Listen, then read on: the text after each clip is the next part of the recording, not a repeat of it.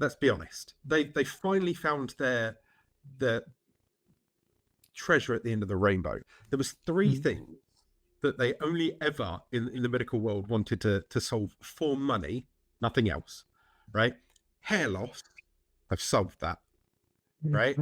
Weight loss, they've now nailed that. Third thing's aging. You can now find stuff that rolls back aging, that makes you look younger, that looks after your body a little bit better, that protects you more, right? And the reason why those were important, along with like sexual health when it comes to Viagra, is because those are the things that the average day-to-day person will pay an arm and a leg to solve.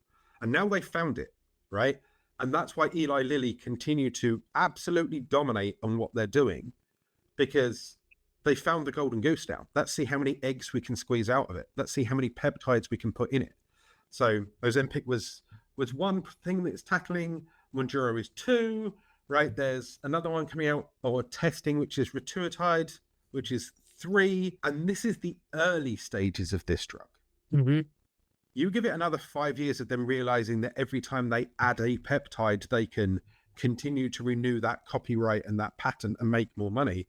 They'll run for the hills. They'll continue to make more and more money. But the benefit here is, once it drops out the other end, you will go back to the walking into your pharmacist and getting a 25 quid jab, because Ozempic that still works. It doesn't stop working. Ozempic still works, right? When its patent runs out, it will still work.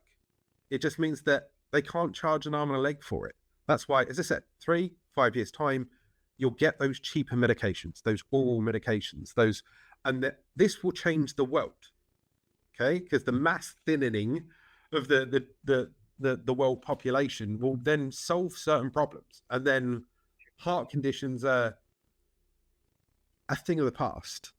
Diabetes are much more under control, and then we have to see what the positive impact of people being thin happens to be. When you mentioned diabetes, my wife is a diabetic, and her diabetes is totally in remission, and she used to be on 2 different types of insulin, the maximum amount of metformin, and now it's totally in remission from her Mounjaro. So, that is a good thing.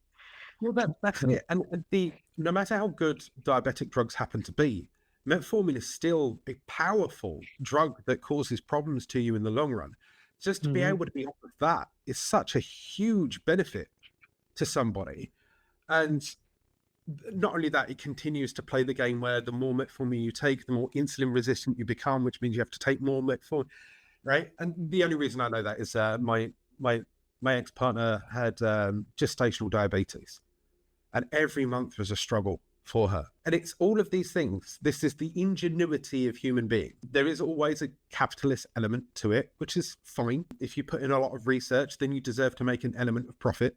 Just so long as it's not absorbent, then fine. And as I said, in the long run, these innovations lead to benefits for everybody else in future.